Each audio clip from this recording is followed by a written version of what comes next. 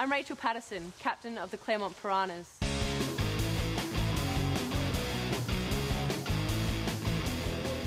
It's been a whirlwind month for the Claremont Piranhas. At the beginning of June, they were fighting to keep their spot in the reserves division and bracing for war against the WA Women's Football League. The Women's League had made a decision halfway through the season to put us up into the league division. It's pretty much an unprecedented move in football, so it's disrupted our entire season as far as planning and training structures and that type of things go, yeah.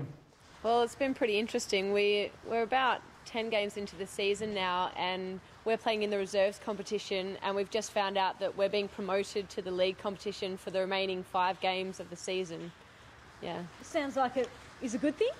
Not really. Not when we've only got 8 girls that are capable or willing to play up in that division this year, because we've lost quite a lot of players over the last few years, especially at the end of last season. We lost the majority of our league team, so this year we're trying to consolidate and rebuild down in the reserves, and we've been going really well and winning quite a few games, and apparently now we're pretty much supposed to be up in the league. The extreme score discrepancies the board is talking about is Claremont's first 3 wins of the season, which were by more than 140 points. However, in round 4 they only won by 11 points, and in round 7 recorded their first loss. On reflection of that result, we did take that into consideration, but on reviewing the team list presented on the opposition side that won that game, there were several state representative players and highly skilled players that I guess were playing in reserve side, and they were traditionally normally league players, so their calibre was of league level but playing in that reserves to ensure the win for East Fremantle. Well, the first we heard of it was a few weeks ago. I think it was the 5th of June. One of our committee members was asked to go to a meeting with the women's board, and they informed her there of their proposal, but said pretty much this is what's going to happen, and unless you have extenuating circumstances, we're going to be moving you up into the league competition for the remainder of the season. We provided what we thought were extenuating circumstances in that pretty much we won't be able to field a side for the rest of the year if we get put up, and that there were quite big losses for our club, especially considering that we've really struggled over the past 7 years, and trying to keep players interested and have passion for the game. When you're getting flogged every week, it's really hard. So for our club, it wasn't really a viable option for us to go up, and we told them that, but they rejected our appeal and said no, we stand by our decision, and that's it.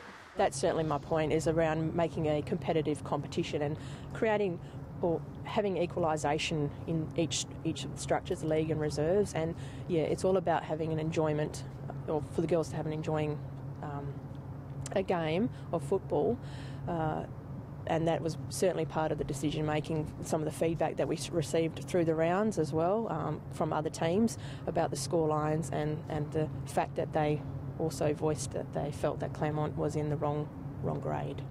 We were absolutely devastated because we thought there was no way this can happen. They can't do this to us. Not where we stand, and at this point in one season where we're trying to regroup. I mean, it's not like we've been down here flogging for years. We've just come down hoping to rebound and get back up there next year, and then we're having this season stripped from us pretty much. The girls were really disappointed, and especially when they thought that they might not get back out there on the field if we can't field a side. Piranha's coach Mick Rogers hasn't heard of anything like this happening before. No, not this late in the season, no. Back in the days of playing amateurs, I think clubs were given 2 or 3 weeks for a grading purposes, but definitely not this late in the season. The Piranhas have the full support of the club, including CEO Todd Shimon, who was so surprised by the board's decision, he submitted a letter of appeal to the WA Football Commission. It's still to be worked out, but that's where totally ranking out of performance and skill level and all that, they were comfortably sitting 4th or 5th. The board's decision to put Claremont in 4th position on the league ladder, having not won a game, was just one of the many issues concerning the club. It's quite confusing because, as far as I know, they're going to be putting us into 4th position on the league ladder, even though we haven't beaten any of the teams that will then be below us. And all of our players will take their fairest and best points and their goals into the league competition, which means that Steph Yanov, who you met just before, she's our leading goal kicker in the reserve competition at the moment. She is, as it stands, the leading goal kicker of the league competition without ever having kicked a goal in league. And we could have girls that have been racking up fairest and best points all season that could end up getting fairest and best for the league, which is just ridiculous. And it's not fair on the players that have been playing in the league all season. And it's actually pretty embarrassing. If one of our girls ended up getting that, I don't know if they would want to accept it even, but they're also missing out on the opportunity to get it in reserves. So it's just unfair for everyone.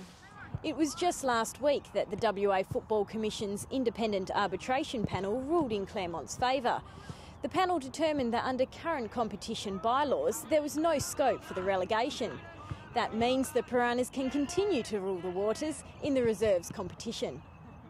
I just think they've got to make a decision based on fairness and, just make sure this situation doesn't arise again, and so we can all go onwards and get involved in footy and stay involved in footy.